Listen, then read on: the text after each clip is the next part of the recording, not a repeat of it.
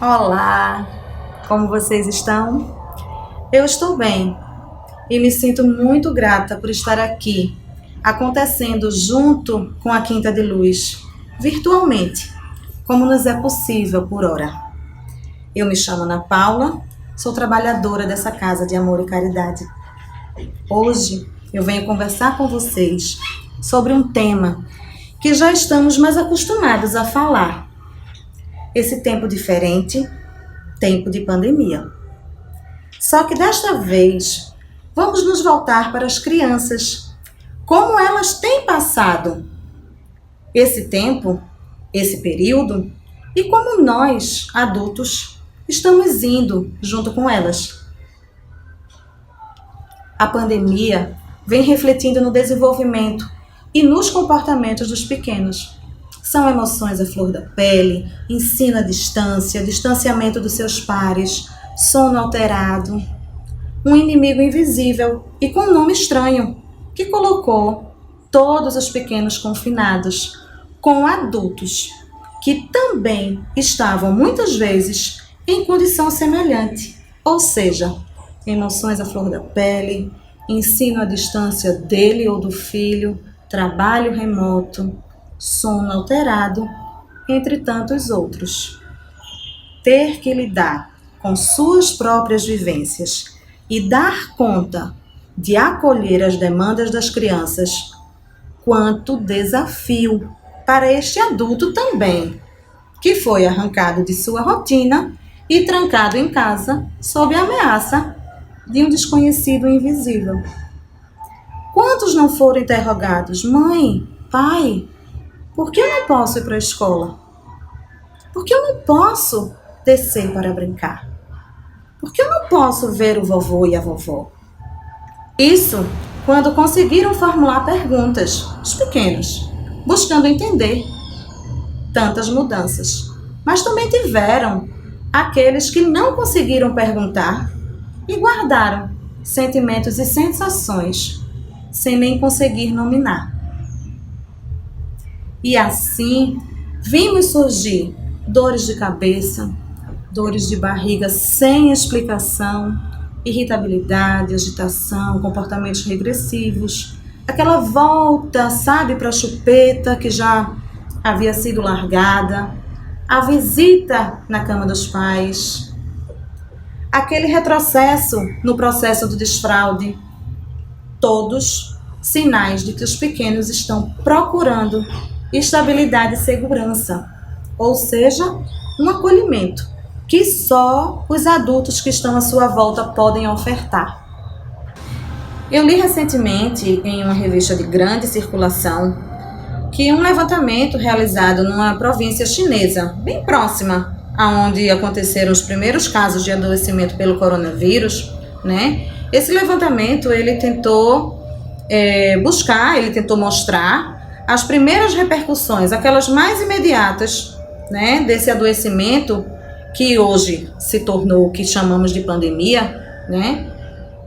Tendo esse levantamento sido realizado com 320 adolescentes e crianças em média, né, mostrou esses primeiros sinais, esses primeiros efeitos da pandemia.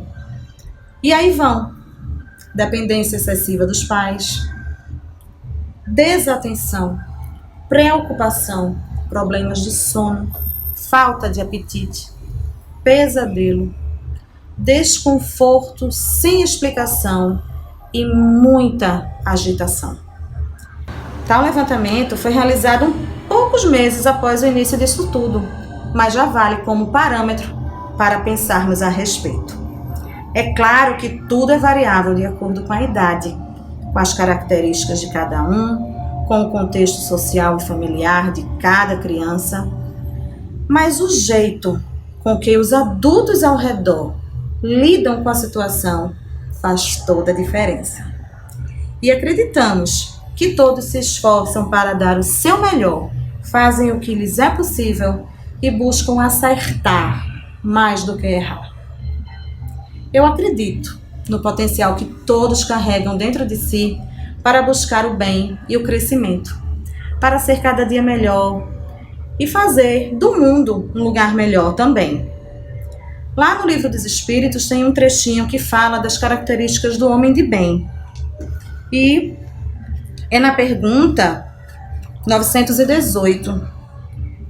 Por que sinais se pode reconhecer num homem o progresso real que deve elevar o seu espírito na hierarquia espírita? O espírito encarnado, essa é a resposta, comprova sua evolução quando todos os atos de sua vida estão em conformidade com a lei de Deus e quando compreende por antecipação a vida espiritual. E o que mais me chama a atenção é o comentário. O início do comentário de Kardec, ele diz assim: o verdadeiro homem de bem é aquele que pratica a lei da justiça, do amor e da caridade em toda a sua pureza.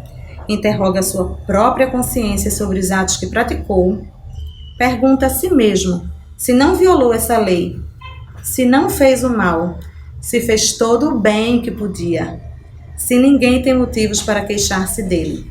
Enfim, se fez aos outros tudo o que gostaria que os outros lhe fizessem. Deixa eu contar agora por que eu trouxe esse pedacinho do Livro dos Espíritos, essa pergunta, e esse início de comentário de Kardec, do comentário de Kardec sobre essa pergunta e a resposta. É que quando eu pensava em como conduzir essa conversa de hoje, me veio que eu deveria procurar no discurso de outras pessoas, outros adultos, além de mim mesma, que adultos eles foram, que adultos nós fomos, e que adultos temos sido nesse período de pandemia com as crianças. E aí eu contei com um grupo, né, de amigos, de colaboradores, vamos chamar assim, uma colaboração fraterna de amigos e parentes, né, a qual eu agradeço aqui de coração, essa colaboração. E eu perguntei: que adulto você tem sido? Que atitudes suas têm feito a diferença nas crianças? Ai, cada resposta linda que eu recebi, né? E neste grupo precisava ter um ponto em comum: o convívio com crianças. E como foi bom ver o reflexo desse potencial de homem de bem no discurso desses adultos, como pessoas empenhadas em ser justas, amorosas, caridosas, acolhedoras e que agiram como gostariam que agissem com elas. Vocês querem saber o que estava contido no discurso desses adultos? Alguns disseram assim: eu fui um adulto que teve medo e que se angustiou a princípio. Outro disse: eu dei colo, muito colo, mas eu quis colo também. Eu procurei ouvir, escutei com mais atenção e procurei até escutar o que não era dito. Eu procurei me informar e informar também, para evitar que a imaturidade pela pouca idade da criança não desse asa à imaginação fértil. Uma outra disse assim: eu me abri para o novo, eu cuidei e tenho procurado pela esperança diariamente. Eu ajudei, mas fui muito mais ajudado por meus alunos, que me acolheram e juntos superamos dificuldades. Um outro disse: eu estive tenso e preocupado, perdido a princípio, tentando camuflar a realidade e não deixar nada chegar às crianças. Mas quando optei por dialogar, ouvir as crianças, entender que incertezas também fazem parte, agi com mais transparência e vi o equilíbrio chegar. E um outro disse: eu me acalmei para poder acalmar, para não me misturar na agitação que já estava querendo tomar conta. Outro disse assim: eu fui mais paciente e tolerante, pois nem eu sabia direito o que estava por vir, imagina os pequenos. Uma colega disse assim: eu fui o mais serena e tranquila que pude para respeitar e ouvir com atenção.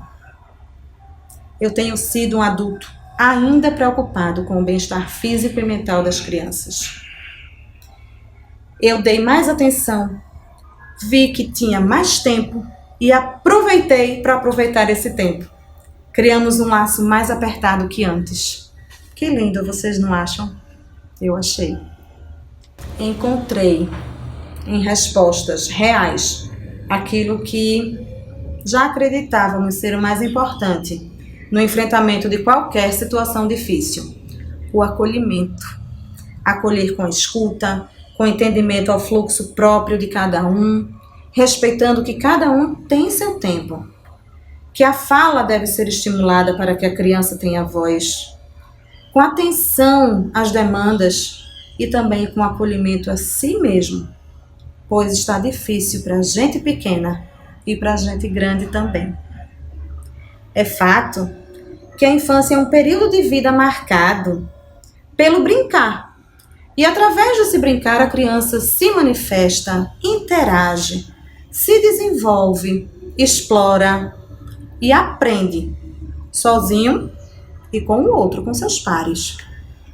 E essa situação de restrição nesse período de pandemia foi impactante para as crianças que tiveram seus amplos espaços de lazer e de aprendizagem reduzidos aos cômodos dos seus lares, gerando, inclusive, uma energia sem gasto. Tudo isso num momento de vida em que as experiências físicas e o convívio social são fundamentais. As interações com o mundo exterior, professores e coleguinhas só foram possíveis através da conexão virtual. Outro ponto a levar em consideração: o tempo de exposição a celular, computador, tablet e afins.